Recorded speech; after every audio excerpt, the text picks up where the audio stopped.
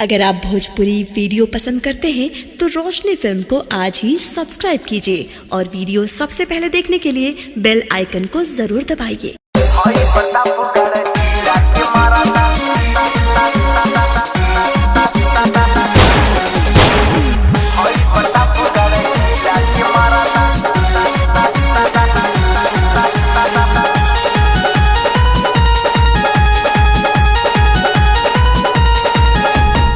नाच के तनी मुस्का दे रे पगली, हमरा के देखी के भागा ना बगली। का हो का विचार बा? नाच के तनी मुस्का दे रे पगली, हमरा के देखी के भागा ना बगली। आज लागल बाटे दिलवा में आग रे, हई प्रतापगढ़ जिला के मारादा सटाते सटाते दगी जाई। हई प्रतापगढ़ जिला के मारादा सटाते सटाते दगी जाई। पिस्टल हो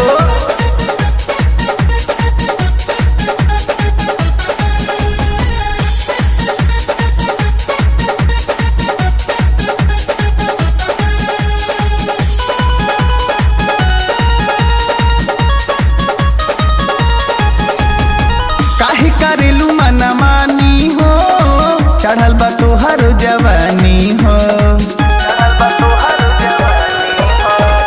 काहे करेलू मना मानी हो, चढ़ल बा तोहर जवानी हो। भाव खा जानी बेसी काटा चले लगी देसी, भाव खा जानी बेसी काटा चले लगी देसी। गाँव नगर में पूरा बवाल हो जाई। हई प्रतापगढ़ जिला के मारादा सटाते सटाते दगी जाई। हई प्रतापगढ़ जिला के मारादा सटाते सटाते दगी जाई।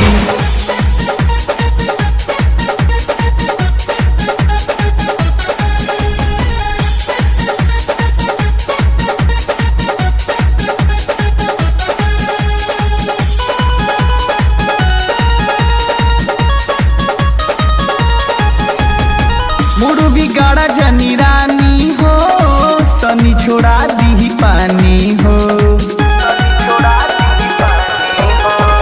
मुड़ बिगाड़ा जनी रानी हो, सनी छोड़ा दी पानी हो। विवेक शुभम बाड़े साथ आज नाचा पूरी रात। विवेक शुभम बाड़े साथ आज नाचा पूरी रात। हई बुढ़वा जवन का में मार हो जाई।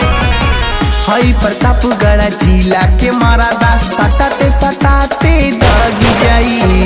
हई प्रतापगढ़ जिला के मारादा सटाते सटाते दगी जाई। अरे करे जा 100 बढ़ाता 1 प्रतापगढ़ हो।